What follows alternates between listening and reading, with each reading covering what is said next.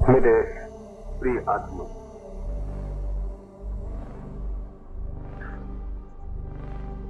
जीवन क्या है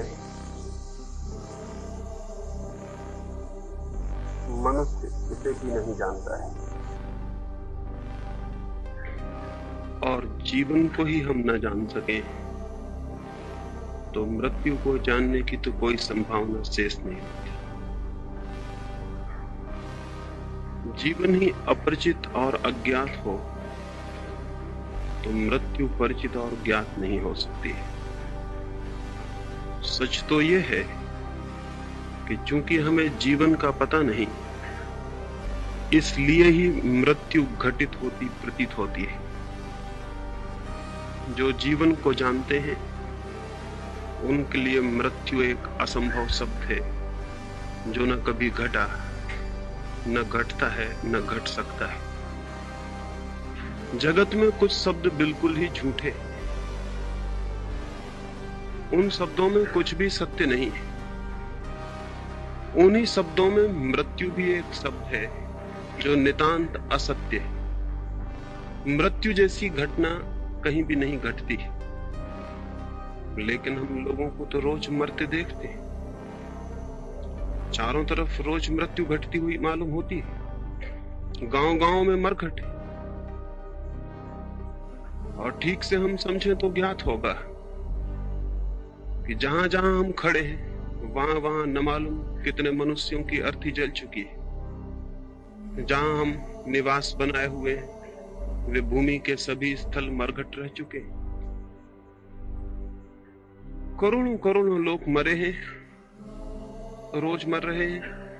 और अगर मैं ये कहूं कि मृत्यु जैसा झूठा शब्द नहीं है मनुष्य की भाषा में, तो आश्चर्य होगा। एक फकीर था तिब्बत में, मारपा। उस फकीर के पास कोई गया और पूछने लगा कि मैं जीवन और मृत्यु के संबंध में कुछ पूछने आया हूं। मारपा बहुत हंसने लगा और उसने कहा, अगर जीवन के संबंध में पूछना हो तो जरूर पूछो, क्योंकि जीवन का मुझे पता है। रही मृत्यु, मृत्यु से आज तक मेरा कोई मिलना नहीं हुआ, मेरी कोई पहचान नहीं। मृत्यु के संबंध में पूछना हो तो उनसे पूछो जो मरे ही हुए हैं या मर चुके हैं। मैं तो जीवन हूं, मैं जीवन के संबंध में बोल सकता हूं, बता सकता हूं। मृत्यु से मेरा कोई परिचय नहीं। ये बात वैसी ही है जैसी आपने सुनी होगी कि एक बार अंधकार ने भगवान से जाकर प्रार्थना की थी कि ये सूरज तुम्हारा मेरे पीछे बहुत बुरी तरह पड़ा हुआ है, मैं बहुत थक गया हूं। सुबह से मेरा पीछा होता है और सांझ मुश्किल से मुझे छोड़ा जाता है। मेरा कसूर क्या है? दुश्मनी कैसी है ये सूरज क्यों मुझे सताने के पीछे दिन रात दौड़ता रहता है? और रात भर में दिन भर की थकान से विश्राम भी नहीं कर पाता हूं कि फिर सुबह सूरज आके द्वार पर खड़ा हो जाए। फिर भागो, फिर बचो। ये अनंत काल से चल रहा है। अब मेरी धैर्य की सीमा आ गई और मैं प्रार्थना करता हूं इस सूरज को समझा दे। सुनते हैं भगवान ने सूरज को बुलाया और कहा कि तुम अंधेरे के पीछे क्यों पड़े हो? क्या बिगाड़ा है अंधेरे ने तुम्हारा? क्या है शत्रुता, क्या है शिकायत? सूरज कहने लगा, अंधेरा, अनंत काल हो गया मुझे विश्व का परिभ्रमण करते, लेकिन अब तक अंधेरे से मेरी कोई मुलाकात नहीं हुई। अंधेरे को मैं जानता नहीं हूं। कहां है अंधेरा? आप उसे मेरे सामने बुला दें तो मैं क्षमा भी मांग लूं और आगे से पहचान लूं कि वो कौन है, ताकि उसके प्रति कोई भूल न हो सके। इस बात को हुए भी अनंत काल हो गया। वो भगवान की फाइल में बात वहीं के वहीं पड़ी है। वो अब तक अंधेरे को सूरज के सामने नहीं बुला सके हैं, नहीं बुला सकेंगे। ये मामला हल नहीं होने का है। सूरज के सामने अंधकार कैसे बुलाया जा सकता है? अंधकार की कोई सत्ता ही नहीं है, कोई एग्जिस्टेंस नहीं है। अंधकार की कोई पॉजिटिव, कोई विधायक स्थिति नहीं है। अंधकार तो सिर्फ प्रकाश के अभाव का नाम है। वो तो प्रकाश की गैर मौजूदगी है, वो तो एब्सेंस है, वो तो अनुपस्थिति है। तो सूरज के सामने ही सूरज की अनुपस्थिति को कैसे बुलाया जा सकता है? नहीं, अंधकार को सूरज के सामने नहीं लाया जा सकता है। सूरज तो बहुत बड़ा है, एक छोटे से दिए के सामने भी अंधकार को लाना मुश्किल है। दिए के प्रकाश के घेरे में अंधकार का प्रवेश मुश्किल है। दिए के सामने मुठभेड़ मुश्किल है। प्रकाश है जहां, वहां अंधकार कैसे आ सकता है? जीवन है जहां, वहां मृत्यु कैसे आ सकती है? या तो जीवन है ही नहीं और या फिर मृत्यु नहीं है। दोनों बातें एक साथ नहीं हो सकती। हम जीवित हैं, लेकिन हमें पता नहीं कि जीवन क्या है। इस अज्ञान के कारण ही हमें ज्ञात होता है कि मृत्यु भी घटती है। मृत्यु एक अज्ञान है। जीवन का अज्ञान ही मृत्यु की घटना बन जाती है। काश हम उस जीवन से परिचित हो सकें जो भीतर है, तो उसके परिचय की एक किरण भी सदा सदा के लिए इस अज्ञान को तोड़ देती है कि मैं मर सकता हूं, या कभी मरा हूं, या कभी मर जाऊंगा। लेकिन उस प्रकाश को हम जानते नहीं जो हम हैं, और उस अंधकार से हम भयभीत होते हैं जो हम नहीं हैं। उस प्रकाश से हम परिचित नहीं हो पाते जो हमारा प्राण है, हमारा जीवन है, जो हमारी सत्ता है, और उस अंधकार से हम भयभीत होते हैं जो हम नहीं हैं। मनुष्य मृत्यु नहीं है, मनुष्य अमृत है, समस्त जीवन अमृत है। लेकिन हम अमृत की ओर आंख ही नहीं उठाते। हम जीवन की तरफ दिशा में कोई खोज ही नहीं करते हैं, एक कदम ही नहीं उठाते। जीवन से रह जाते हैं अपरिचित, और इसलिए मृत्यु से भयभीत प्रतीत होते हैं। इसलिए प्रश्न जीवन और मृत्यु का नहीं है, प्रश्न है सिर्फ जीवन का। मुझे कहा गया कि मैं जीवन और मृत्यु के संबंध में बोलूं, यह असंभव है बात। प्रश्न तो है सिर्फ जीवन का, और मृत्यु जैसी कोई चीज ही नहीं। जीवन ज्ञात होता है तो जीवन रह जाता है, और जीवन ज्ञात नहीं होता तो सिर्फ मृत्यु रह जाती। जीवन और मृत्यु दोनों एक साथ कभी भी समस्या की तरह खड़े नहीं होते। या तो हमें पता है कि हम जीवन हैं, तो फिर मृत्यु नहीं है, और या हमें पता नहीं है कि हम जीवन हैं, तो फिर मृत्यु ही है, जीवन नहीं है। ये दोनों बातें एक साथ मौजूद नहीं होती हैं, नहीं हो सकती। लेकिन हम सारे लोग तो मृत्यु से भयभीत हैं। मृत्यु का भय बताता है कि हम जीवन से अपरिचित हैं। मृत्यु के भय का एक ही अर्थ है, जीवन से अपरिचय। और जीवन हमारे भीतर प्रतिपल प्रवाहित हो रहा है, श्वास श्वास में, कण कण में, चारों ओर, भीतर बाहर, सब तरफ जीवन है, और उससे ही हम अपरिचित हैं। इसका एक ही अर्थ हो सकता है कि आदमी किसी गहरी नींद में है। नींद में ही हो सकती है संभावना कि जो हम हैं उससे भी अपरिचित हो। इसका एक ही अर्थ हो सकता है कि आदमी किसी गहरी मूर्छा में। इसका एक ही अर्थ हो सकता है कि आदमी के प्राणों की पूरी शक्ति सचेतन नहीं है, अचेतन है, अनकॉन्शियस है, बेहोश है। एक आदमी सोया हो, उसे फिर कुछ भी पता नहीं रह जाता कि मैं कौन हूं, क्या हूं, कहां से हूं। नींद के अंधकार में सब डूब जाता है और उसे कुछ पता नहीं रह जाता कि मैं हूं भी या नहीं हूं। नींद का पता भी उसे तब चलता है जब वो जागता है, तब उसे पता चलता है कि मैं सोया था। नींद में तो इसका भी पता नहीं चलता कि मैं सोया हूं। जब नहीं सोया था तब पता चलता था कि मैं सोने जा रहा हूं। जब तक जागा हुआ था तब तक पता था कि मैं अभी जागा हुआ हूं, सोया हुआ नहीं हूं। जैसे ही सो गया उसे यह भी पता नहीं चलता कि मैं सो गया हूं, क्योंकि अगर ये पता चलता रहे कि मैं सो गया हूं तो उसका अर्थ है कि आदमी जागा हुआ है, सोया हुआ नहीं है। नींद चली जाती है तब पता चलता है कि मैं सोया था,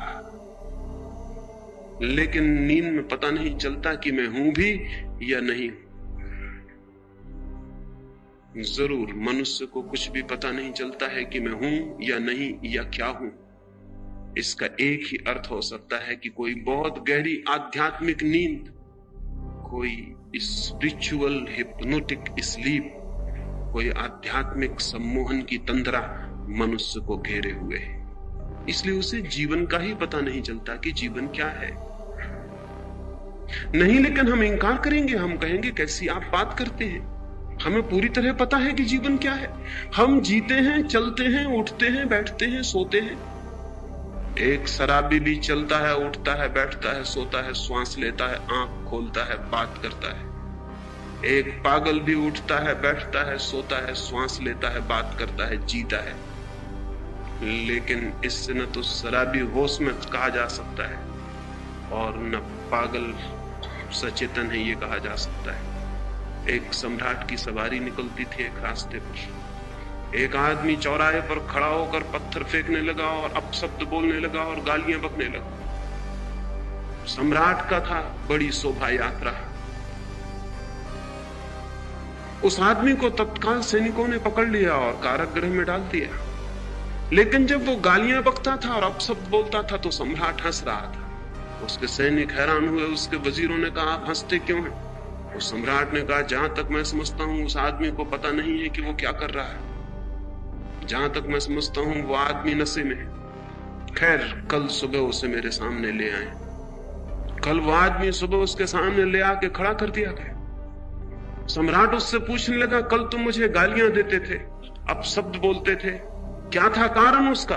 उस आदमी ने कहा, मैं और अपशब्द बोलता था? नहीं महाराज, मैं नहीं रहा होऊंगा इसलिए अपशब्द बोले गए होंगे। मैं शराब में था, मैं बेहोश था, मुझे कुछ पता नहीं कि मैंने क्या बोला। मैं नहीं था।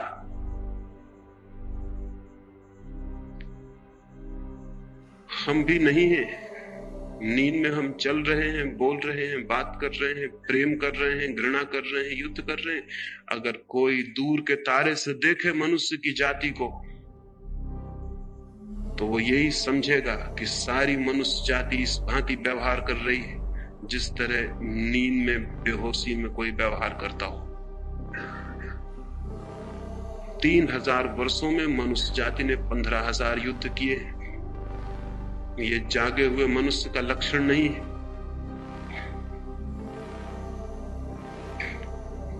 जन्म से लेकर मृत्यु की सारी कथा दुख की, चिंता की, पीड़ा की कथा है। आनंद का क्षण भी उपलब्ध नहीं होता, आनंद का कण भी नहीं मिलता है जीवन में। खबर भी नहीं मिलती कि आनंद क्या है। जीवन बीत जाता है और आनंद की झलक भी नहीं मिलती। यह आदमी होश में नहीं कहा जा सकता है।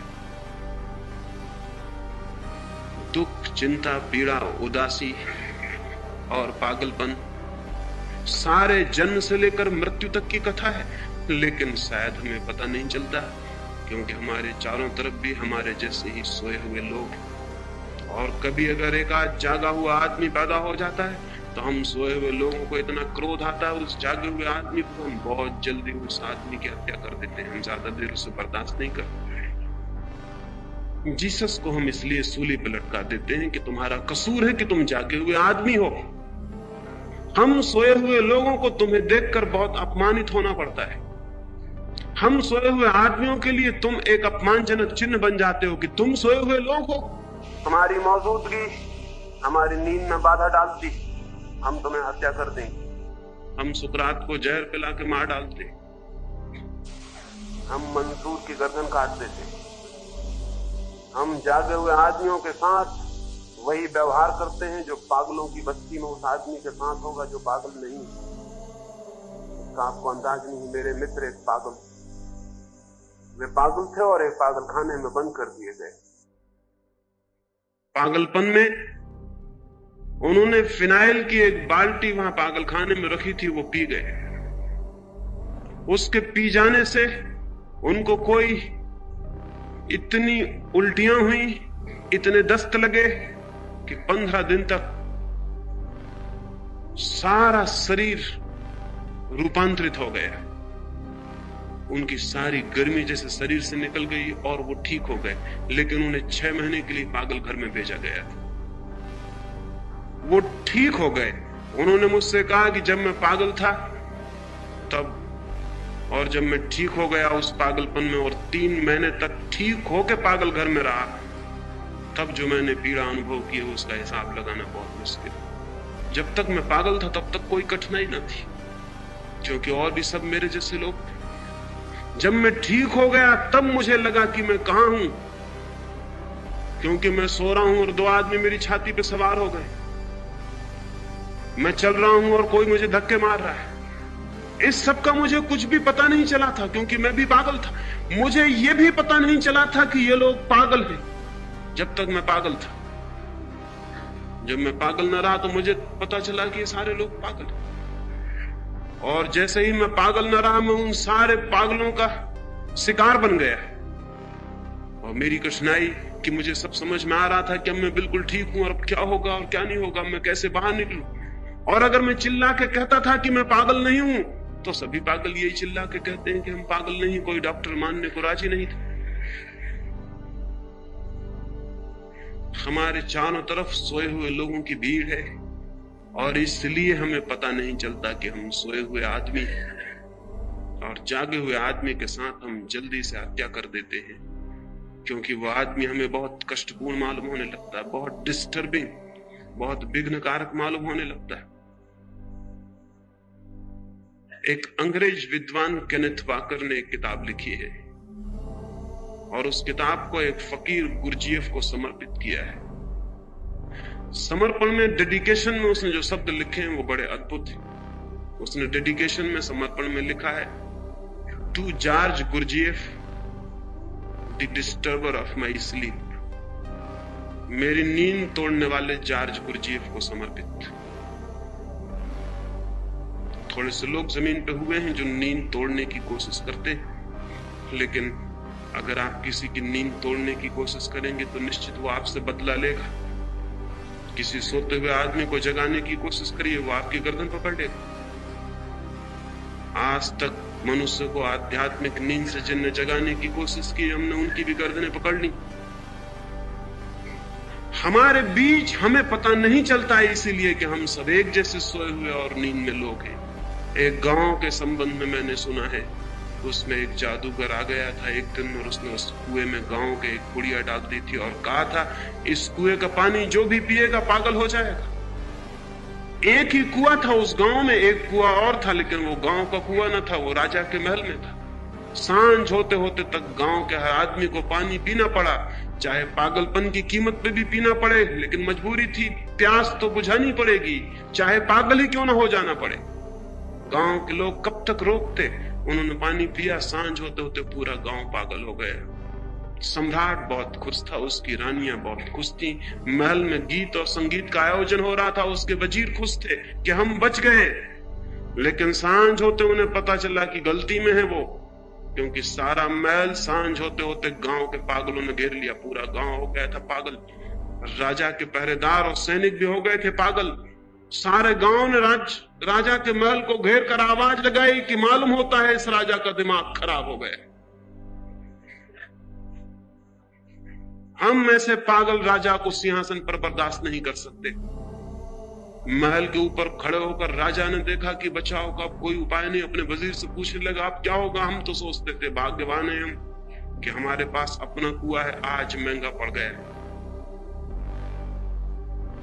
सभी राजाओं को एक ना एक दिन अलग कुआं महंगा पड़ता है, सारी दुनिया में पड़ रहा है। जो अभी भी राजा हैं, कल उनको भी पड़ेगा महंगा कुआं, अलग कुआं खतरनाक है।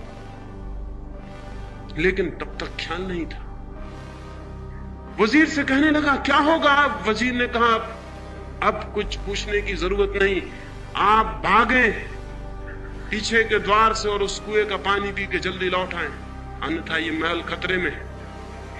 सम्राट ने कहा, उस कुएं का पानी, क्या तुम मुझे पागल बनाना चाहते हो? वजीर ने कहा, पागल बने बिना बने कोई बचने का उपाय नहीं। राजा भागा, उसकी रानियां भागी, उन्होंने जाकर उस कुएं का पानी पी लिया। उस रात उस गांव में एक बड़ा जलसा मनाया गया।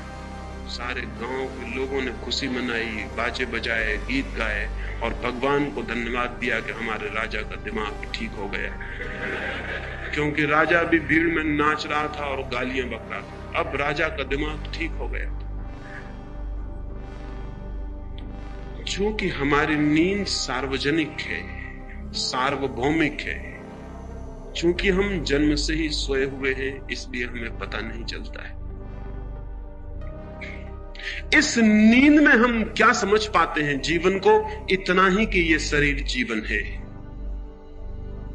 इस शरीर के भीतर जरा भी प्रवेश नहीं हो पाता। ये समझ वैसी ही है जैसे किसी राजमहल के बाहर दीवार के आसपास कोई घूमता हो और समझता हो कि ये राजमहल है। दीवार पर, बाहर की दीवार पर, चार दीवारी पर, परकोटे पर, परकोटे के बाहर कोई घूमता हो और सोचता हो कि राजमहल हो, और परकोटे की दीवार से टिक कर सो जाता हो और सोचता हो कि महलों में विश्राम कर रहा हूं।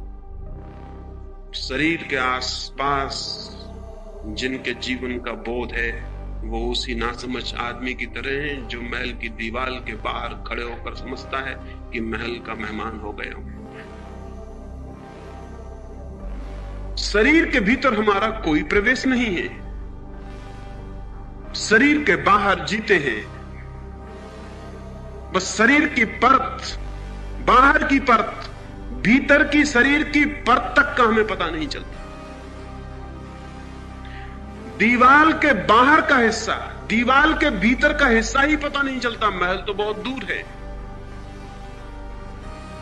दीवार के बाहर के हिस्से को ही महल समझते हैं, दीवार के भीतर के हिस्से तक से परिचय नहीं हो पाता। हम अपने शरीर को अपने से बाहर से जानते हैं। हमने कभी भीतर खड़े होकर भी शरीर को नहीं देखा है। भीतर से हम विदिन, जैसे मैं इस कमरे के भीतर बैठा हूं, आप इस कमरे के भीतर बैठे हैं, हम इस कमरे को भीतर से देख रहे हैं।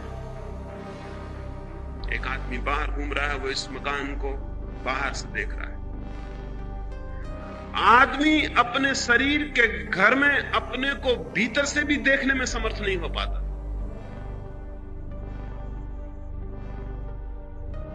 बाहर से ही जानता है, और तब मौत पैदा हो जाती है। क्योंकि जिसे हम बाहर से जानते हैं, जिसे हम बाहर से जानते हैं, वो केवल खोल है, वो केवल बाहरी वस्त्र है, वो केवल मकान के बाहर की दीवार है, घर का मालिक नहीं। घर का मालिक भीतर है। उस भीतर के मालिक से तो पहचान ही हमारी नहीं हो पाती। भीतर की दीवार तक से पहचान नहीं हो पाती, तो भीतर के मालिक से कैसे पहचान होगी? ये जो जीवन का अनुभव है फ्रॉम विदाउट, बाहर से, ये जीवन का अनुभव ही मृत्यु का अनुभव बनता है। ये जीवन का अनुभव जिस दिन हाथ से खिसक जाता है, क्योंकि जिस दिन इस घर को छोड़कर भीतर के प्राण सिकुड़ते हैं और बाहर की दीवार से चेतना भीतर चली जाती है, उसी दिन बाहर के लोगों को पता चलता है कि मर गया ये आदमी, और उस आदमी को भी लगता है कि मरा मरा मरा, क्योंकि जिसे वो जीवन समझता था वहां से चेतना भीतर से रखने लगती है। जिस तल पर उसे ज्ञात था कि ये जीवन है, उस तल से चेतना भीतर से रखने लगती है नई यात्रा की तैयारी में, और उसके प्राण चिल्लाने लगते हैं कि मरा गया, सब डूबता है। क्योंकि जिसे वो समझता था कि मैं जीवन हूं, वो डूब रहा है, वो छूट रहा है। बाहर के लोग समझते हैं कि यह आदमी मर गया, और वो आदमी भी मरते क्षण में, इस मरने के क्षण में, इस बदलाहट के क्षण में समझता है कि मैं मरा, मैं मरा, मैं मरा, मैं गया।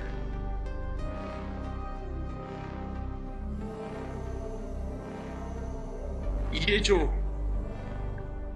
देह है हमारी, ये जो शरीर है, ये शरीर हमारा वास्तविक होना नहीं है, ये हमारा ऑथेंटिक बीइंग नहीं है। गहराई में इससे बहुत भिन्न और बिल्कुल दूसरे प्रकार का हमारा व्यक्तित्व है। इस शरीर से बिल्कुल विपरीत और उल्टा हमारा जीवन है। एक बीज को हम देखते हैं, बीज की ऊपर की खोल होती है बहुत सख्त, ताकि भीतर जो छिपा हुआ जीवन का अंकुर है, कोमल, डेलिकेट, वो उसकी रक्षा कर सके। भीतर का अंकुर तो होता है बहुत कोमल, उसकी रक्षा के लिए एक बहुत कठोर दीवार, एक घेरा, एक खोल बीज के ऊपर चढ़ी होती। वो जो खोल है वो बीज नहीं है, और जो उस खोल को बीज समझ लेगा वो कभी भी उस जीवन के अंकुर से परिचित नहीं हो पाएगा जो भीतर छिपा है। वो खोल को ही लिए रह जाएगा और अंकुर कभी पैदा नहीं होगा। नहीं, खोल बीज नहीं है, बल्कि सच तो यह है कि बीज जब पैदा होता है तो खोल को मिट जाना पड़ता है, टूट जाना पड़ता है, बिखर जाना पड़ता है, मिट्टी में गल जाना पड़ता है। जब खोल गल जाती है तब बीज भीतर से प्रकट होता है। ये शरीर एक बीज है और जीवन, चेतना और आत्मा का एक अंकुर भीतर है, लेकिन हम इस खोल को ही बीज समझ के नष्ट हो जाते हैं और वो अंकुर पैदा भी नहीं हो पाता, वो अंकुर फूट भी नहीं पाता। जब वो अंकुर फूटता है तो जीवन का अनुभव होता है। जब वो अंकुर फूटता है तो मनुष्य का बीज होना समाप्त होता है और मनुष्य वृक्ष बनता है। जब तक मनुष्य बीज है तब तक वो सिर्फ पोटेंशियलिटी है, एक संभावना, और जब उसके भीतर वृक्ष पैदा होता है जीवन का, तब वो वास्तविक बनता है। उस वास्तविकता को कोई आत्मा कहता है, उस वास्तविकता को कोई परमात्मा कहता है। मनुष्य है बीज परमात्मा का, मनुष्य सिर्फ बीज है। जीवन का पूर्ण अनुभव तो वृक्ष को होगा, बीज को क्या हो सकता है? बीज क्या जान सकता है वृक्ष के आनंदों को? बीज क्या जान सकता है कि आएंगे पत्ते हरे जिन पर सूरज की किरणें नाचेंगी? बीज क्या जान सकता है कि हवाएं बहेंगी पत्तों और शाखाओं से और प्राण संगीत में गूंजेंगे? बीज कैसे जान सकता है कि खिलेंगे फूल और आकाश के तारों को मात कर देंगे? बीज कैसे जान सकता है कि पक्षी गीत गाएंगे और यात्री छाया में विश्राम करेंगे? बीज कैसे जान सकता है? वृक्ष के अनुभव को बीज कैसे जान सकता है? बीज को तो कुछ भी पता नहीं, वो तो सपना भी नहीं देख सकता उसका जो वृक्ष होने पे संभव होगा। वो तो बीज होकर ही जाना जा सकता है। आदमी जीवन को नहीं जानता क्योंकि उसने बीज को ही अपनी परिपूर्णता समझ ली। वो तो जीवन को तभी जानेगा जब भीतर के जीवन का पूरा वृक्ष प्रकट हो। लेकिन भीतर के जीवन का वृक्ष प्रकट होना तो दूर, भीतर कुछ है शरीर से भिन्न और अलग, इसका हमें कोई बोध ही नहीं हो पाता, इसकी हमें कोई स्मृति, इसका कोई स्मरण, इसकी कोई रिमेम्बरिंग ही पैदा नहीं हो पाती कि अलग है कुछ शरीर से भिन्न। जीवन की समस्या जो भीतर है उसके अनुभव की समस्या है। जो भीतर है उसके अनुभव की समस्या है जीवन की समस्या। और हम जीवन को मान लेते हैं वो जो बाहर विस्तीर्ण है। एक वृक्ष से मैंने पूछा, तेरा जीवन कहां है? वो वृक्ष कहने लगा, उन जड़ों में जो दिखाई नहीं पड़ती।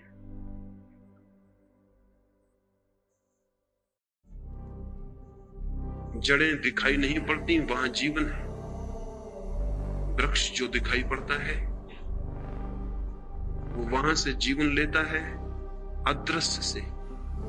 माओ से तंग ने अपने बचपन की एक घटना लिखी है कि मेरे माँ के बगिया थी एक बहुत माँ के झोपड़े के पास।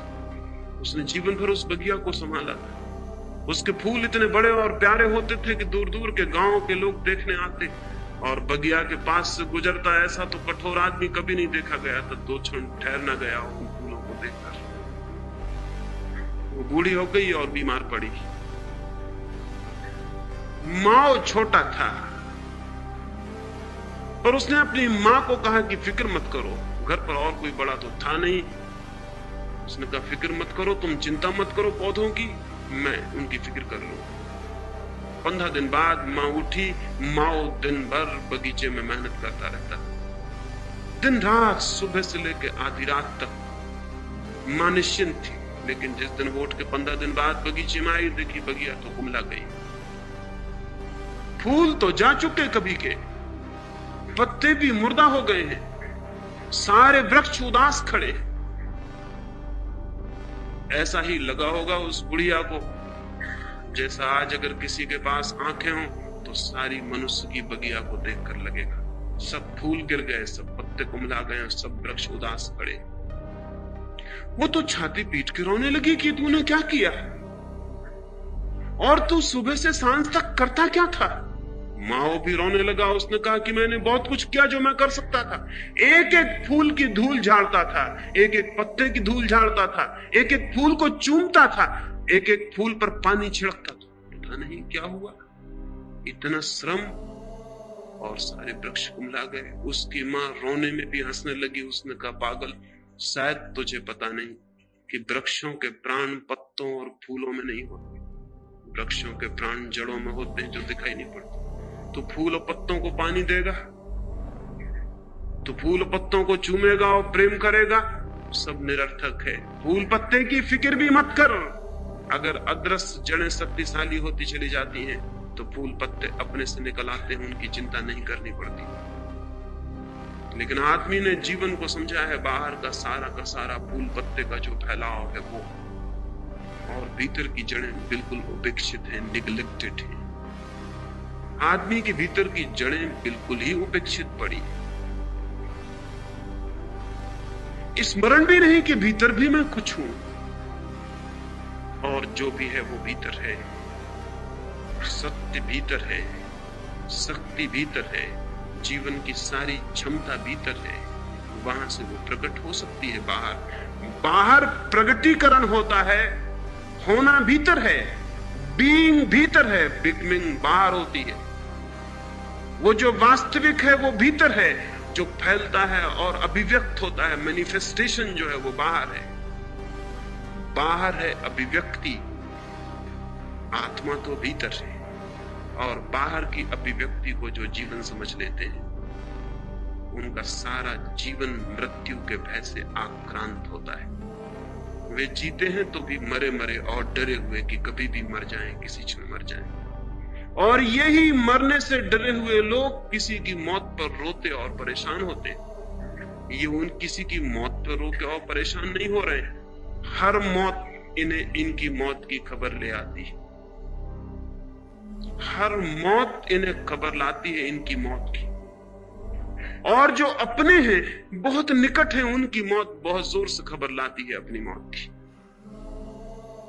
और तब प्राण भीतर कब जाते हैं, तब भय पकड़ लेता है, तब कंपन पकड़ लेता है। और उस कंपन में, उस भय में आदमी अच्छी अच्छी बातें सोचता है। आत्मा अमर है,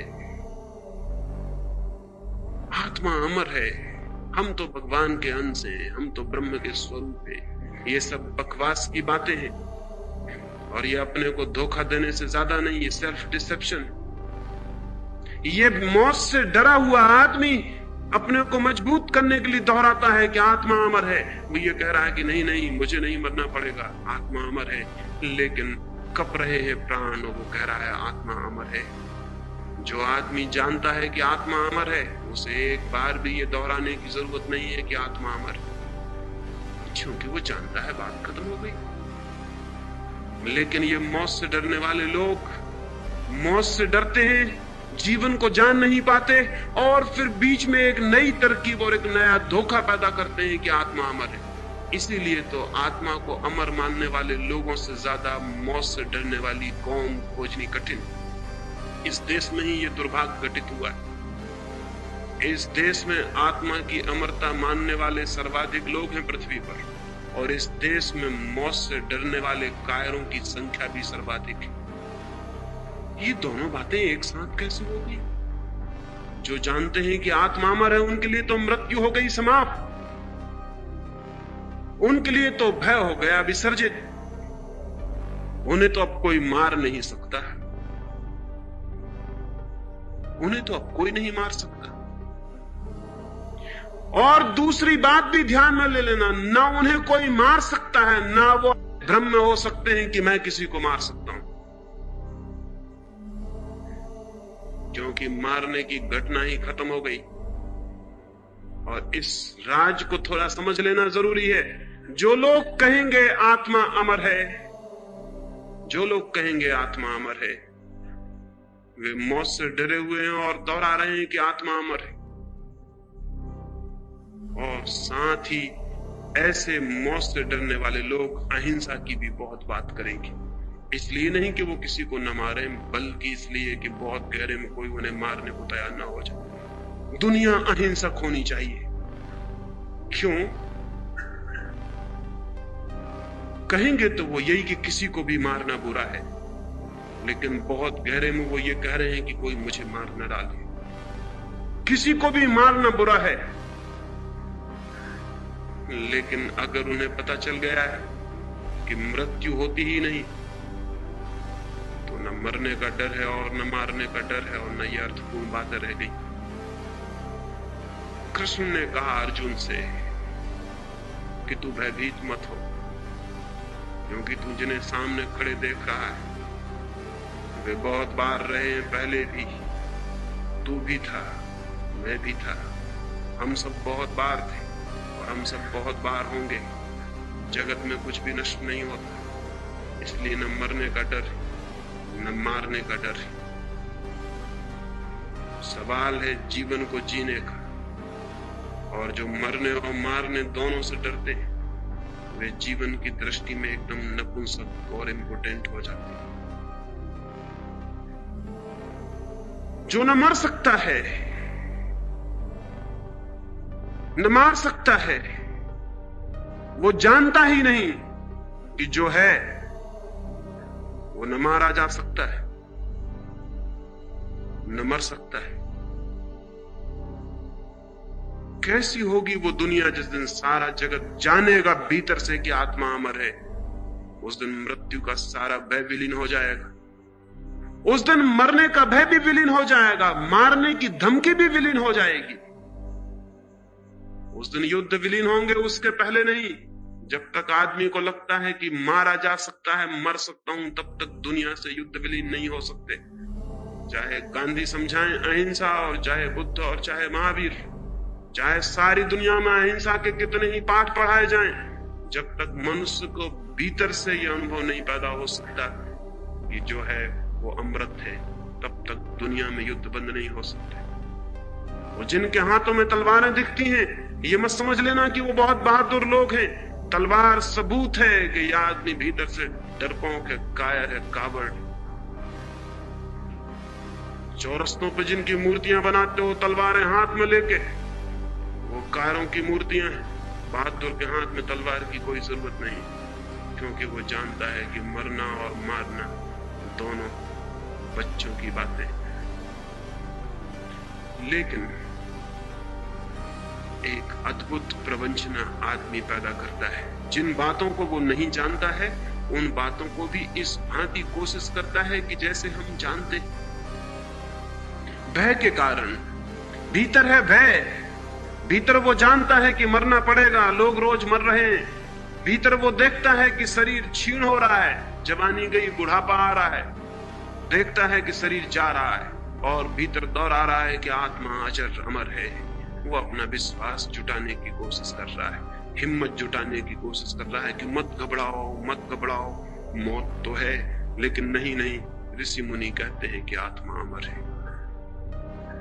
मौत से डरने वाले लोग ऐसे ऋषि मुनियों के आसपास इकट्ठे हो जाते हैं और भीड़ कर लेते हैं जो आत्मा की अमरता की बातें करते हैं। मैं ये नहीं कह रहा हूं कि आत्मा अमर नहीं है, मैं ये कह रहा हूं कि आत्मा का अमरता का सिद्धांत मौत से डरने वाले लोगों का सिद्धांत है। आत्मा की अमरता को जानना बिल्कुल दूसरी बात है। और यह भी ध्यान रहे कि आत्मा की अमरता को वे ही जान सकते हैं जो जीते जी मरने का प्रयोग कर लेते हैं, उसके अतिरिक्त कोई जानने का उपाय नहीं। इसे थोड़ा समझ लेना जरूरी है। मौत में होता क्या है? प्राणों की सारी ऊर्जा जो बाहर फैली हुई है, विस्तीर्ण है, वो वापस सिकुड़ती है, अपने केंद्र पर पहुंचती है। जो ऊर्जा प्राणों की सारे शरीर के कोने कोने तक फैली हुई है, वो सारी ऊर्जा वापस सिकुड़ती है, बीच में वापस लौटती है। शरीर जैसे एक दिए को हम मंदा करते जाएं, धीमा करते जाएं, तो फैला हुआ प्रकाश सिकुड़ाएगा, अंधकार गिरने लगेगा, प्रकाश सिकुड़ के फिर दिए के पास आ जाएगा। हम और धीमा करते जाएं और धीमा, और फिर प्रकाश बीज रूप में, अनुरूप में निहित हो जाएगा, अंधकार घेर लेगा। प्राणों की जो ऊर्जा फैली हुई है जीवन की, वो सिकुड़ती है, वापस लौटती है अपने केंद्र पर, नई यात्रा के लिए फिर बीज बनती है, फिर अणु बनती है। ये जो सिकुड़ाव है, इसी सिकुड़ाव से, इसी संकोच से पता चलता है कि मरा मैं, मरा, क्योंकि जिससे मैं जीवन समझता था वो जा रहा है, सब छूट रहा है, हाथ पैर शिथिल होने लगे, श्वास खोने लगी, आंखों ने देखना बंद कर दिया, कानों ने सुनना बंद कर दिया। ये तो सारी इंद्रियां, ये सारा शरीर किसी ऊर्जा के साथ संयुक्त होने के कारण जीवंत था। ऊर्जा वापस लौटने लगी। देह तो मुर्दा है, वो फिर मुर्दा रह गई। घर का मालिक घर छोड़ने की तैयारी करने लगा, घर उदास हो गया, निर्जन हो गया, लगता है मरा मैं। मृत्यु के इस क्षण में पता चलता है कि जा रहा हूं, डूब रहा हूं, समाप्त हो रहा हूं। और इस घबराहट के कारण कि मैं मर रहा हूं, इस चिंता और उदासी के कारण, इस पीड़ा, इस एंग्विश के कारण, ये एंजाइटी कि मैं मर रहा हूं, समाप्त हो रहा हूं, ये इतनी ज्यादा चिंता पैदा कर देती है मन में कि वो उस मृत्यु के अनुभव को भी जानने से वंचित रह जाता है। जानने के लिए चाहिए शांति। हो जाता है इतना अशांत कि मृत्यु को जान नहीं पाता। बहुत बार हम मर चुके हैं, अनंत बार, लेकिन हम अभी तक मृत्यु को जान नहीं पाए, क्योंकि हर बार जब मरने की घड़ी आई है, तब फिर हम इतने विभल और बेचैन और परेशान हो गए हैं। तो उस बेचैनी और परेशानी में कैसा जानना, कैसा ज्ञान। हर बार मौत आके गुजर गई है हमारे आसपास से, हम फिर भी अपरिचित रह गए हैं उससे। नहीं, मरने के क्षण में नहीं जाना जा सकता है मौत को, लेकिन आयोजित मौत हो सकती है। आयोजित मौत को ही ध्यान कहते हैं, योग कहते हैं, समाधि कहते हैं। समाधि का एक ही अर्थ है कि जो घटना मृत्यु में अपने आप घटती है, समाधि में साधक चेष्टा और प्रयास से सारे जीवन की ऊर्जा को सिकोड़ के भीतर ले जाता है, जानते हुए। निश्चित ही अशांत होने का कोई कारण नहीं है, क्योंकि वो प्रयोग कर रहा है भीतर ले जाने की चेतना को सिकोड़। वो शांत मन से चेतना को भीतर सिकोड़ता है। जो मौत करती है उसे वो खुद करता है, और इस शांति में वो जान पाता है कि जीवन ऊर्जा अलग बात है, शरीर अलग बात है। वो जो बल्ब जिससे बिजली प्रकट हो रही है अलग बात है, और वो जो बिजली प्रकट हो रही है वो अलग बात है। बिजली सिकुड़ जाती है, बल्ब निर्जीव होकर पड़ा रह जाता है। शरीर बल्ब से ज्यादा नहीं। जीवन वो विद्युत है, वो ऊर्जा, वो एनर्जी, वो प्राण जो शरीर को जीवंत किए हुए है, गर्म किए हुए है, उत्तप्त किए हुए है। समाधि में साधक मरता है स्वयं, और चूंकि वो स्वयं मृत्यु में प्रवेश करता है, वो जान लेता है इस सत्य को कि मैं हूं अलग, शरीर है अलग। और एक बार ये पता चल जाए कि मैं हूं अलग, मृत्यु समाप्त हो गई। और एक बार ये पता चल जाए कि मैं हूं अलग और जीवन का अनुभव शुरू हो गया। मृत्यु की समाप्ति और जीवन का अनुभव एक ही सीमा पर होते, एक ही साथ होते। जीवन को जाना कि मृत्यु गई, मृत्यु को जाना कि जीवन हुआ। अगर ठीक से समझे तो ये एक ही चीज को कहने के दो ढंग हैं, ये एक ही दिशा में इंगित करने वाले दो इशारे हैं। धर्म को इसलिए मैं कहता हूं धर्म है मृत्यु की कला, वो है आर्ट ऑफ डेथ। लेकिन आप कहेंगे कई बार मैं कहता हूं धर्म है जीवन की कला, आर्ट ऑफ लिविंग। निश्चित ही दोनों बात मैं कहता हूं, क्योंकि जो मरना जान लेता है वही जीवन को जान पाता है। धर्म है जीवन और मृत्यु की कला। अगर जानना है कि जीवन क्या है और मृत्यु क्या है, तो आपको स्वेच्छा से शरीर से ऊर्जा को खींचने की कला सीखनी होगी, तो आप जान सकते हैं, अन्यथा नहीं। और ये ऊर्जा खींची जा सकती है। इस ऊर्जा को खींचना कठिन नहीं है, इस ऊर्जा को खींचना सरल है। ये ऊर्जा संकल्प से ही फैलती है और संकल्प से ही वापस लौट आती है। ये ऊर्जा सिर्फ संकल्प का विस्तार है, विल फोर्स का विस्तार है। संकल्प हम करें तीव्रता से, टोटल, समग्र, कि मैं वापस लौटता हूं अपने भीतर। सिर्फ आधा घंटा भी कोई इस बात का संकल्प करे कि मैं वापस लौटना चाहता हूं, मैं मरना चाहता हूं, मैं डूबना चाहता हूं अपने भीतर, मैं अपनी सारी ऊर्जा को सिकोड़ लेना चाहता हूं, और थोड़े ही दिनों में वो इस अनुभव के करीब पहुंचने लगेगा कि ऊर्जा सिकोड़ने लगी भीतर। शरीर छूट जाएगा बाहर पड़ा हुआ। एक 3 महीने थोड़ा गहरा प्रयोग और आप शरीर अलग पड़ा है इसे देख सकते हैं। अपना ही शरीर अलग पड़ा है इसे देख सकते हैं। सबसे पहले तो भीतर से दिखाई पड़ेगा कि मैं अलग खड़ा हूं भीतर, एक तेजस, एक ज्योति, और सारा शरीर भीतर से दिखाई पड़ रहा है जैसा ये भवन है। और फिर थोड़ी और हिम्मत जुटाई जाए तो वो जो जीवंत ज्योति भीतर है उसे बाहर भी लाया जा सकता है, और हम बाहर से देख सकते हैं कि शरीर पड़ा है। वो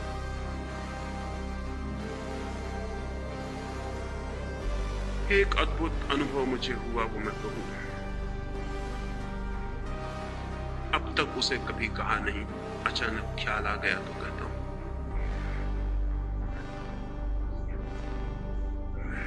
कोई 12 साल पहले, 13 साल पहले,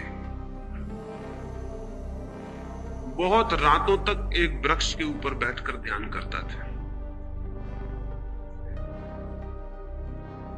ऐसा बार बार अनुभव हुआ कि जमीन पर बैठकर ध्यान करने पर शरीर बहुत प्रबल होता है। शरीर बनता है पृथ्वी से, और पृथ्वी पर बैठकर ध्यान करने से शरीर की शक्ति बहुत प्रबल होती है। वो जो हाइट्स पर, पहाड़ों पर और हिमालय पर जाने वाले योगी की चर्चा है वो अकारण नहीं है, बहुत वैज्ञानिक है। जितनी पृथ्वी से दूरी बढ़ती है शरीर की, उतने ही शरीर तत्व का प्रभाव भीतर कम होता चला जाता है। तो एक बड़े वृक्ष पर ऊपर बैठकर मैं ध्यान करता था रोज रात। एक दिन ध्यान में कब कितना लीन हो गया मुझे पता नहीं, और कब शरीर वृक्ष से गिर गया वो मुझे पता नहीं। जब नीचे गिर पड़ा शरीर, तब मैंने चौंक कर देखा कि ये क्या हो गया। मैं तो वृक्ष पर ही था और शरीर नीचे गिर गया।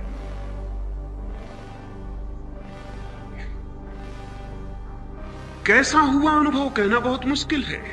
मैं तो वृक्ष पर ही बैठा था और शरीर नीचे गिरा था, और मुझे दिखाई पड़ रहा था कि नीचे सिर्फ एक रजत रज्जू, एक सिल्वर कार्ड नाभि से और मुझ तक जुड़ी हुई थी, एक अत्यंत चमकदार शुभ्र रेखा।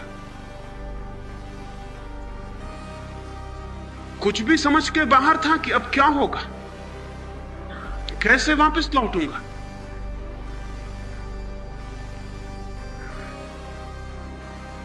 कितनी देर ये अवस्था रही वो भी पता नहीं, लेकिन अपूर्व अनुभव हुआ।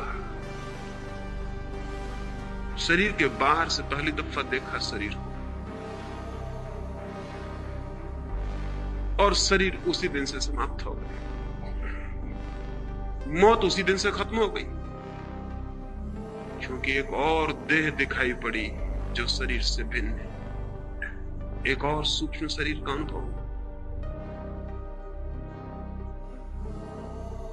कितनी देर ये रहा कहना मुश्किल है। सुबह होते होते एक दो औरतें वहां से निकली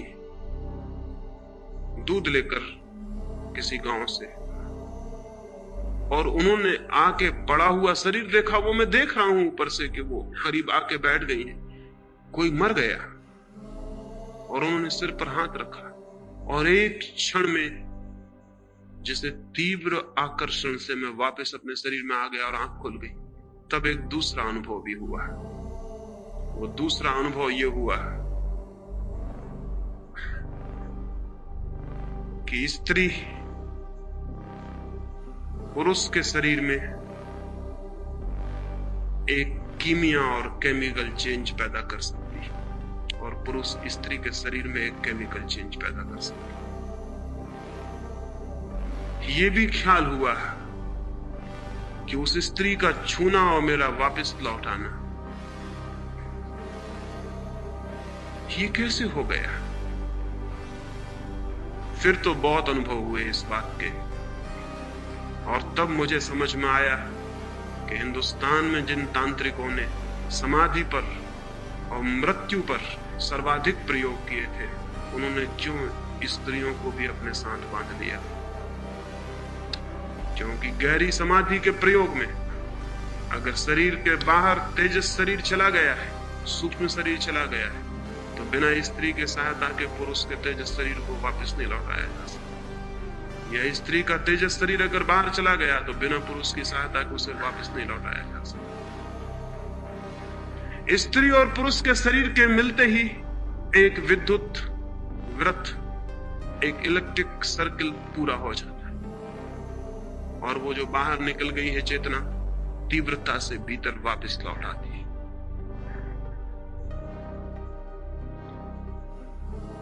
फिर तो 6 महीने में कोई 6 बार वो अनुभव हुआ निरंतर, और 6 महीने में मुझे अनुभव हुआ कि मेरी उम्र कम से कम 10 वर्ष कम हो गई। कम हो गई मतलब 10 वर्ष, अगर मैं 70 साल जीता तो अब 60 साल जी सकूंगा। 6 महीने में एक अजीब से अनुभव हुए। छाती के सारे बाल मेरे सफेद हो गए 6 महीने के भीतर। मेरी समझ के बाहर हुआ कि ये क्या हो रहा है। और तब ये भी ख्याल आया कि इस शरीर और उस शरीर के बीच के संबंध में व्याघात पड़ गया है। उन दोनों का जो तालमेल था वो टूट गया है। और तब मुझे ये भी समझ में आया कि शंकराचार्य का 33 साल की उम्र में मर जाना या विवेकानंद का 36 साल की उम्र में मर जाना कुछ और ही कारण रखता है। अगर ये दोनों के संबंध बहुत तीव्रता से टूट जाएं तो जीना मुश्किल। और तब मुझे ये भी ख्याल में आया कि रामकृष्ण का बहुत बीमारियों से घिरे रहना और रमन का कैंसर से मर जाने का भी कारण शारीरिक नहीं है, उस बीच के तालमेल का टूट जाना ही कारण। लोग आमतौर से कहते हैं कि योगी बहुत सुस्त होते हैं, लेकिन सच्चाई बिल्कुल उल्टी। सच्चाई आज तक ये है कि योगी हमेशा रुग्ण रहा है और कम उम्र में मरता रहा है, और उसका कुल कारण इतना है कि उन दोनों शरीर के बीच जो एडजस्टमेंट चाहिए, जो तालमेल चाहिए, उसमें विघ्न पड़ जाता है। जैसे ही एक बार वो शरीर बाहर हुआ, फिर ठीक से पूरी तरह कभी भी पूरी अवस्था में भीतर प्रविष्ट नहीं हो पाता। लेकिन उसकी कोई जरूरत भी नहीं रह जाती, उसका कोई प्रयोजन भी नहीं रह जाता, उसका कोई अर्थ भी नहीं रह जाता। संकल्प से खींची जा सकती है ऊर्जा भीतर, सिर्फ संकल्प से। सिर्फ ये धारणा, सिर्फ ये भावना कि मैं अंदर वापस लौट आऊं, वापस लौट आऊं, वापस लौट आऊं, इसकी तीव्र पुकार इसका तीव्र आंदोलन, पूरे प्राण इससे भर जाएं कि मैं भीतर वापस लौट आऊं, मैं केंद्र पर वापस लौट आऊं, मैं वापस लौट आऊं, मैं वापस लौट आऊं। इसकी इतनी तीव्र पुकार कि ये सारे कण कण में शरीर के गूंज जाए, श्वास श्वास को पकड़ ले। और किसी भी दिन ये घटना घट जाती कि झटके के साथ आप भीतर पहुंच जाते और पहली दफा फ्रॉम विद इन शरीर को देखते। ये जो हजारों नाड़ियों की बात की है योग ने, वो फिजियोलॉजी को जानकर नहीं की है, शरीर शास्त्र से उसका कोई संबंध नहीं। वे नाड़ियां जानी गई हैं भीतर से, और इसलिए आज जब फिजियोलॉजी उनका विचार करती तो पाती ये नाड़ी कहां है, ये जो 7 चक्र बताए हैं ये कहां है? वे कहीं भी नहीं है शरीर में, शरीर में वे कहीं भी नहीं है, क्योंकि शरीर को हम बाहर से जांच रहे हैं, वे कहीं नहीं मिलेंगे। एक और जांच है शरीर को भीतर से जानना, इनर फिजियोलॉजी। वो बहुत सटल फिजियोलॉजी है, वो बहुत सूक्ष्म शरीर शास्त्र है। वहां से जानने पर जो नाड़ियां जानी गई और जो केंद्र जाने गए वो बिल्कुल अलग है। इस शरीर में खोजने से वो कहीं भी नहीं मिलेंगे। वे केंद्र इस शरीर और उस भीतर की आत्मा के कांटेक्ट फील्ड से, जहां ये दोनों मिलते, सबसे बड़ा कांटेक्ट फील्ड, सबसे बड़ा संपर्क का स्थल नाभि है। इसलिए आपको ख्याल होगा कि अगर आप कार चला रहे हैं और एकदम से एक्सीडेंट होने लगे तो सबसे पहले नाभि प्रभावित हो जाएगी, एकदम नाभि अस्त व्यस्त हो जाएगी, क्योंकि वहां सबसे ज्यादा गहरा उस आत्मा और इस शरीर के बीच संबंध का क्षेत्र है। वो सबसे पहले अस्त व्यस्त हो जाएगा मौत को देखकर। जैसे ही मौत सामने दिखाई पड़ेगी, नाड़ी अस्त व्यस्त हो जाएगी।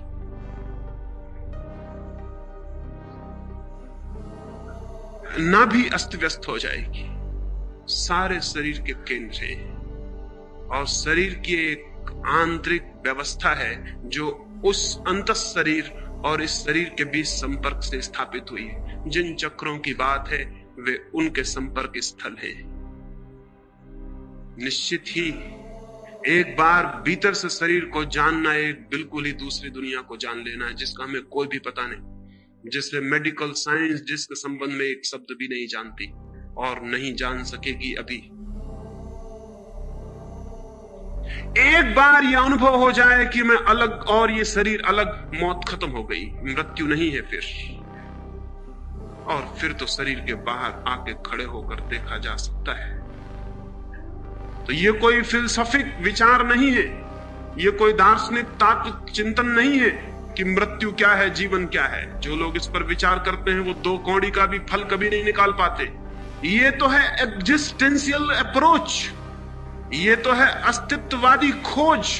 जाना जा सकता है कि मैं जीवन हूं, जाना जा सकता है कि मृत्यु मेरी नहीं है, इसे जिया जा सकता है, इसके भीतर प्रविष्ट हुआ जा सकता है। लेकिन जो लोग केवल सोचते हैं कि हम विचार करेंगे कि मृत्यु क्या है, जीवन क्या है, वो लाख विचार करें, जन्म जन्म विचार करें, उन्हें कुछ भी पता नहीं चल सकता है, कुछ भी पता नहीं चल सकता है। क्योंकि हम विचार करके विचार करेंगे क्या? विचार किया जा सकता है उसके संबंध में जिसे हम जानते हो, जो नोन है, जो ज्ञात है, उसके बाबत विचार हो सकता है। जो अननोन है, अज्ञात है, उसके बाबत कोई विचार नहीं हो सकता। आप वही सोच सकते हैं जो आप जानते हैं। कभी आपने ख्याल किया, आप उसे नहीं सोच सकते जिसे आप नहीं जानते। उसे सोचेंगे कैसे? How to conceive it? उसकी कल्पना ही कैसे हो सकती, उसकी धारणा कैसी हो सकती जिसे हम जानते ही नहीं है। जीवन हम जानते नहीं, मृत्यु हम जानते नहीं, सोचेंगे हम क्या? इसलिए दुनिया में मृत्यु और जीवन पर दार्शनिकों ने जो कहा है उसका 2 कौड़ी भी मूल्य नहीं है। फिलोसफी की किताबों में जो भी लिखा है मृत्यु और जीवन के संबंध में, उसका कौड़ी भर मूल्य नहीं है, क्योंकि वो लोग सोच सोच के लिख रहे हैं। सोच के लिखने का कोई सवाल नहीं है। सिर्फ योग ने जो कहा है जीवन और मृत्यु के संबंध में, उसके अतिरिक्त आज तक सिर्फ शब्दों का खेल हुआ है। क्योंकि योग जो कह रहा है वो एक एग्जिस्टेंशियल, एक लिविंग, एक जीवंत अनुभव की बात है। आत्मा अमर है, ये कोई सिद्धांत, कोई थ्योरी, कोई आइडियोलॉजी नहीं है। ये कुछ लोगों का अनुभव है, और अनुभव की तरफ जाना हो तो ही अनुभव हल कर सकता है इस समस्या को कि क्या है जीवन, क्या है मौत। और जैसे ही अनुभव होगा, ज्ञात होगा जीवन है, मौत नहीं है, जीवन ही है, मृत्यु है ही नहीं। फिर हम कहेंगे लेकिन ये मृत्यु तो घट जाती है। उसका कुल मतलब इतना है कि जिस घर में हम निवास करते थे उस घर को छोड़कर दूसरे घर की यात्रा शुरू हो जाती। जिस घर में हम रहे थे उस घर से हम दूसरे घर की तरफ यात्रा करते। घर की सीमा है, घर की सामर्थ्य। घर एक यंत्र है, यंत्र थक जाता है, जीर्ण हो जाता है और हमें पार हो जाना होता है। अगर विज्ञान ने व्यवस्था कर ली तो आदमी के शरीर को 100, 200, 300 वर्ष भी जिलाया जा सकता है, लेकिन उससे यह सिद्ध नहीं होगा कि आत्मा नहीं है। उससे सिर्फ इतना ही सिद्ध होगा कि आत्मा को कल तक घर बदलने पड़ते थे, विज्ञान ने पुराने ही घर को फिर से ठीक कर देने की व्यवस्था कर दी। उससे यह सिद्ध नहीं होगा। इस भूल में कोई वैज्ञानिक न रहे कि हम आदमी की उम्र अगर 500 वर्ष कर लेंगे, 1000 वर्ष कर लेंगे तो हमने सिद्ध कर दिया कि आदमी के भीतर कोई आत्मा नहीं। इससे कुछ सिद्ध नहीं होता। इससे इतना ही सिद्ध होता है कि मैकेनिज्म जो शरीर का था उसे हम आत्मा को इसलिए बदलना पड़ता था कि वो जरा जीर्ण हो गया था। अगर उसको रिप्लेस किया जा सकता है, हृदय बदला जा सकता है, आंख बदली जा सकती है, हाथ पैर बदले जा सकते हैं, तो आत्मा को शरीर बदलने की जरूरत ना रही। पुराने घर से काम चल जाएगा, रिपेयरमेंट हो गया। उससे कोई आत्मा नहीं है, ये दूर से भी सिद्ध नहीं होता। और ये भी हो सकता है कल कि विज्ञान टेस्ट ट्यूब में जन्म को, जीवन को पैदा कर सके, और तब शायद वैज्ञानिक इस भ्रम में पड़ेगा कि हमने जीवन को जन्म दे लिया। वो भी गलत है, वो भी मैं कह देना चाहता हूं, उससे भी कुछ सिद्ध नहीं होता। मां और बाप मिलके क्या करते हैं मां के पेट में? एक पुरुष और एक स्त्री मिलके क्या करते हैं स्त्री के पेट में? आत्मा को जन्म नहीं देते। They just create a situation. वे सिर्फ एक अवसर पैदा करते हैं जिसमें आत्मा प्रविष्ट हो सकती है। मां का और पिता का अणु मिलकर एक अपॉर्चुनिटी, एक अवसर पैदा करते हैं, एक सिचुएशन जिसमें कि आत्मा प्रवेश पा सकती। कल ये हो सकता है कि हम टेस्ट ट्यूब में ये सिचुएशन पैदा कर दें। इससे कोई आत्मा पैदा नहीं हो रही। मां का पेट भी तो एक टेस्ट ट्यूब है, एक यांत्रिक व्यवस्था है, वो प्राकृतिक है। कल विज्ञान ये कर सकता है कि प्रयोगशाला में जिन जिन रासायनिक तत्वों से पुरुष का वीर्याणु बनता है और स्त्री का अणु बनता है, उन रासायनिक तत्वों की पूरी खोज और प्रोटोप्लाज्म की पूरी जानकारी से यह हो सकता है कि हम टेस्ट ट्यूब में रासायनिक व्यवस्था कर लें। तब जो आत्माएं कल तक मां के पेट में प्रविष्ट होती थी, वे टेस्ट ट्यूब में प्रविष्ट हो जाएंगी। लेकिन आत्मा पैदा नहीं हो रही है, आत्मा अब भी आ रही है। जन्म की घटना दोहरी घटना है, शरीर की तैयारी और आत्मा का आगमन, आत्मा का उतरना।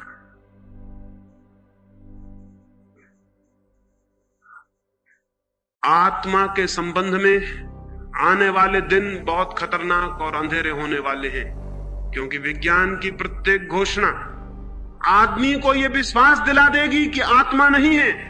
इससे आत्मा असिद्ध नहीं होगी, इससे सिर्फ आदमी के भीतर जाने का जो संकल्प था वो क्षीण होगा।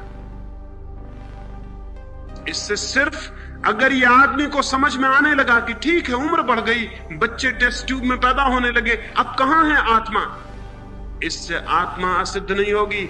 इससे सिर्फ आदमी का जो प्रयास चलता था अंतस की खोज का, वो बंद हो जाएगा। और ये बहुत दुर्भाग्य की घटना घटने वाली है जो आने वाले 50 वर्षों में घटेगी। इधर 50 वर्षों में, पिछले वर्षों में उसकी भूमिका तैयार हो गई। दुनिया में आज तक पृथ्वी पर दीन लोग रहे हैं, दरिद्र लोग रहे हैं, दुखी लोग रहे हैं, बीमार लोग रहे हैं, उनकी उम्र कम थी, उनके पास भोजन अच्छा था, कपड़े न थे अच्छे, लेकिन आज तक आत्मा की दृष्टि से दरिद्र लोगों की संख्या जितनी आज है उतनी कभी भी नहीं थी। और उसका कुल एक ही कारण है कि भीतर कुछ है ही नहीं, तो जाने का सवाल क्या है। एक बार अगर मनुष्य जाति को यह विश्वास आ गया कि भीतर कुछ है ही नहीं, तो वहां जाने का सवाल खत्म हो जाता है। आने वाला भविष्य अत्यंत अंधकारपूर्ण और खतरनाक हो सकता है। इसलिए हर कोने से इस संबंध में प्रयोग चलते रहने चाहिए कि ऐसे लोग खड़े होकर घोषणा करते रहें, सिर्फ शब्दों की और सिद्धांतों की नहीं, गीता और कुरान और बाइबल की पुनरुक्ति की नहीं, बल्कि घोषणा कर सकें जीवंत कि मैं जानता हूं कि मैं शरीर नहीं हूं। और न केवल ये घोषणा शब्दों की हो, ये उनके सारे जीवन से प्रकट होती रहे, तो शायद हम मनुष्य को बचाने में सफल हो सकते हैं। अन्यथा विज्ञान की सारी विकसित अवस्था मनुष्य को भी एक यंत्र में परिणत कर देगी। और जिस दिन मनुष्य जाति को यह ख्याल आ जाएगा कि भीतर कुछ भी नहीं है, उस दिन शायद भीतर के सारे द्वार बंद हो जाएंगे। और उसके बाद क्या होगा कहना कठिन। आज तक भी अधिक लोगों के भीतर के द्वार बंद रहे हैं, लेकिन कभी कभी कोई एक साहसी व्यक्ति भीतर की दीवारें तोड़ के घुस जाता है। कभी कोई एक महावीर, कभी कोई एक बुद्ध, कभी कोई एक क्राइस्ट, कभी कोई एक लाओस से तोड़ देता है दीवार और भीतर घुस जाता है। उसकी संभावना भी रोज रोज कम होती जा रही है। हो सकता है 100-200 वर्ष बाद, जैसा मैंने आपसे कहा कि मैं कहता हूं जीवन है, मृत्यु नहीं है, 100-200 वर्ष बाद मनुष्य कहे कि मृत्यु है, जीवन नहीं है। इसकी तैयारी तो पूरी हो गई है। इसको कहने वाले लोग तो खड़े हो गए हैं। आखिर मार्क्स क्या कह रहा है? मार्क्स ये कह रहा है कि मैटर है, माइंड नहीं है। मार्क्स ये कह रहा है कि पदार्थ है, परमात्मा नहीं है। और जो तुम्हें परमात्मा मालूम होता है वो भी बाई प्रोडक्ट है मैटर की, वो भी पदार्थ की ही उत्पत्ति है, वो भी पदार्थ से ही पैदा हुआ है। मार्क्स ये कह रहा है कि जीवन नहीं है, मृत्यु है, क्योंकि अगर आत्मा नहीं है, पदार्थ है, तो फिर जीवन नहीं है, मृत्यु है। मार्क्स की इस बात का प्रभाव बढ़ता चला गया। ये शायद आपको पता ना होगा, दुनिया में ऐसे लोग रहे हैं हमेशा जिन्होंने आत्मा को इंकार किया है, लेकिन आत्मा को इंकार करने वालों का धर्म आज तक दुनिया में पैदा नहीं हुआ था। मार्क्स ने पहली दफा आत्मा को इंकार करने वाले लोगों का धर्म पैदा कर दिया है। नास्तिकों का अब तक कोई ऑर्गेनाइजेशन नहीं था। चारवाक थे, बृहस्पति थे, एपिकुरस था, दुनिया में अद्भुत लोग हुए जिन्होंने ये कहा कि नहीं है आत्मा, लेकिन उनका कोई ऑर्गेनाइज्ड, उनका कोई चर्च, उनका कोई संगठन नहीं था। मार्क्स दुनिया में पहला नास्तिक है जिसके पास ऑर्गेनाइज्ड चर्च, और आधी दुनिया उसके चर्च के भीतर खड़ी हो गई है। और आने वाले 50 वर्षों में बाकी आधी दुनिया भी खड़ी हो जाएगी।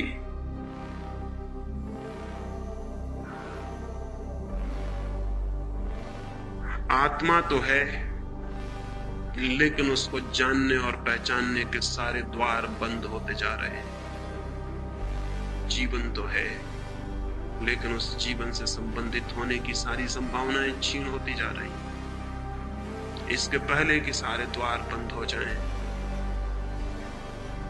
जिनमें थोड़ी भी सामर्थ्य और साहस है, उन्हें अपने पे प्रयोग करने चाहिए और चेष्टा करनी चाहिए भीतर जाने की, ताकि वे अनुभव कर सकें।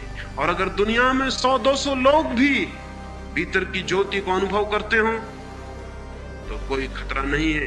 करोड़ों लोगों के भीतर का अंधकार भी थोड़े से लोगों की जीवन ज्योति से दूर हो सकता है, टूट सकता है। एक छोटा सा दिया और न मालूम कितने अंधकार को तोड़ देता है।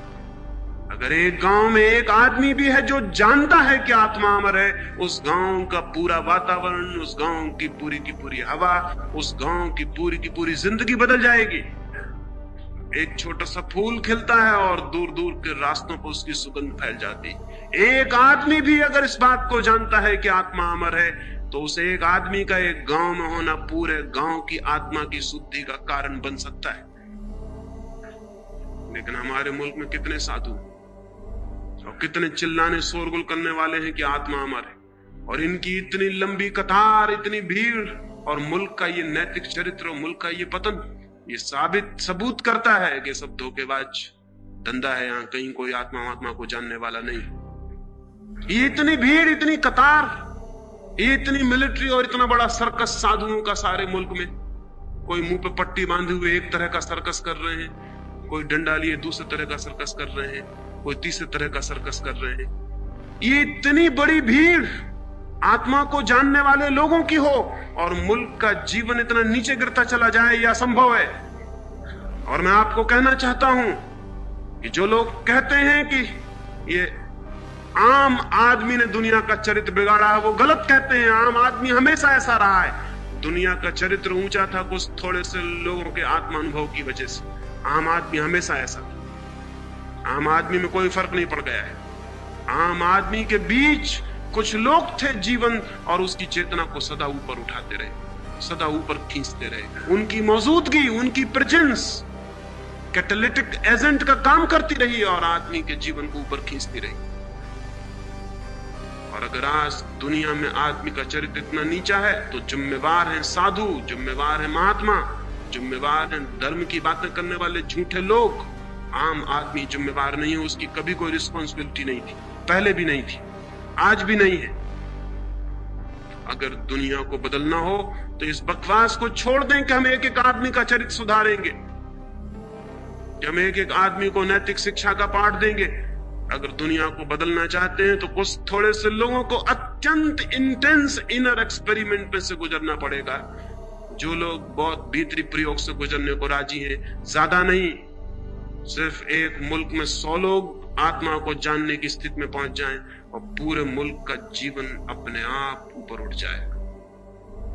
100 दिए जीवित और सारा मुल्क ऊपर उठ सकता है। तो मैं तो राजी हो गया था इस बात पे बोलने के लिए, सिर्फ इसलिए कि हो सकता है कोई हिम्मत का आदमी आ जाए तो उसको मैं निमंत्रण दूंगा कि मेरी तैयारी है भीतर ले चलने की, तुम्हारी तैयारी हो तो आ जाओ।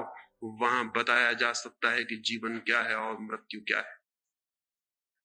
मेरी बातों को इतने प्रेम और शांति से सुना, उसके लिए बहुत बहुत अनुग्रहित हूं।